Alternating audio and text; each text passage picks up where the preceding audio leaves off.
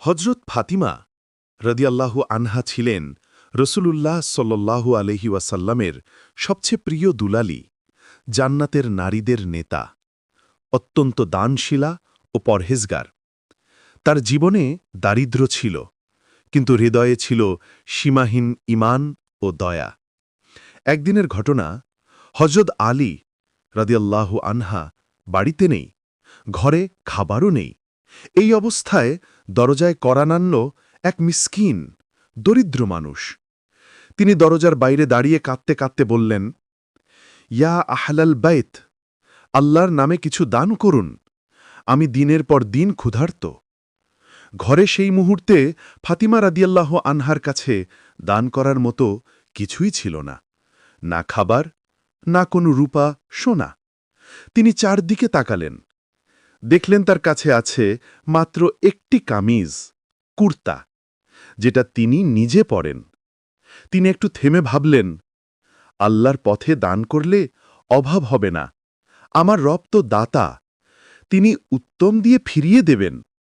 তিনি নিজের পরা সেই একমাত্র কামিজ খুলে পরিষ্কার কাপড়ে মুড়ে দরজায় নিয়ে গেলেন এবং বললেন, ভাই, আমার ঘরে দান করার মতো এছাড়া আর কিছু নেই, তুমি আল্লাহর নামে এটা গ্রহণ করো। দরিদ্র ব্যক্তি অশ্রু ভরা চোখে কামিজ হাতে নিল। সে বলল, আল্লাহ তোমাকে উত্তম প্রতিদান দান করুন, হে নবীর কন্যা।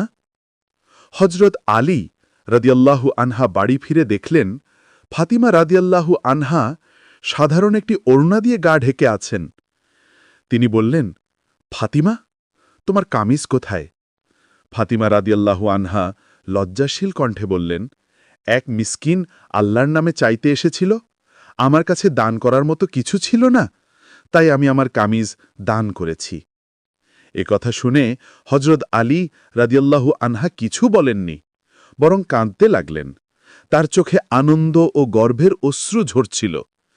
তিনি বললেন, তোমার মতো দানশীলা স্ত্রী পেয়ে আমি সৌভাগ্যবান। তুমি সত্যিই নবীর ঘরের আলো। সে রাতেই মদিনায় হাওয়া বদলাল। এক সাহাবী নবী করিম সাল্লাল্লাহু আলহি ওয়াসাল্লামের কাছে একটি সুন্দর কাপড় উপহার আনলেন এবং বললেন, ইয়া রসুলাল্লাহ, আমি এটা দান করতে চাই। নবী করিম সাল্লাল্লাহু আলহি ওয়াসাল্লাম বললেন, এটা ফাতেমাকে দাও, সে আল্লাহর পথে তার কাপড় দান করেছে। হজরত ফাতিমা রাদিয়াল্লাহু আনহা সেই কাপড় হাতে পেলেন। এটি ছিল অত্যন্ত নরম, দামি ও সুন্দর কাপড়।